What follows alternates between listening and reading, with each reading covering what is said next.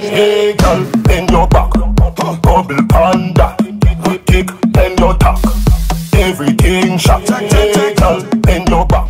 Assalamualaikum. Saya Muhammad Amri bin Musil, lebih dikenali sebagai Am. Umur saya 39 tahun. Saya berasal daripada Perak.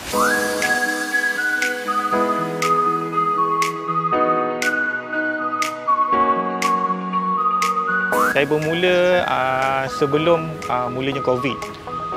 Orang kata 2019, pada pertengahan tahun sebelum raya lah. Di sini tawaran pertanian yang dibagi daripada segi LPP yang memberi bantuan baja, bantuan-bantuan racun dan sebagainya jugalah. Dekat sini sistem yang diberi 2000 polybag untuk satu peserta.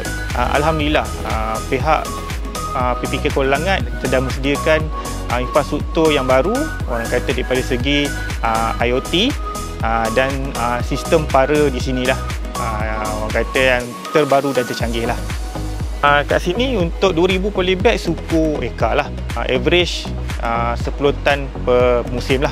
Di sini jualan diuruskan oleh pihak PPK Kuala Langat. Kita orang kat sini hanya mengeluarkan produk dan selebihnya kita bungkus dan grading.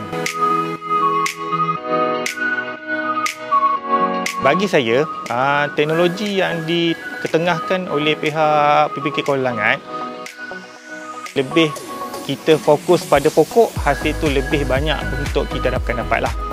Cabaran yang paling utama kat sini adalah cuaca, angin agak kuat, matahari terlalu terik. Saya mengucapkan ribuan terima kasih kepada PPK Kuala Langat memberi peluang saya selama 6 tahun di sini.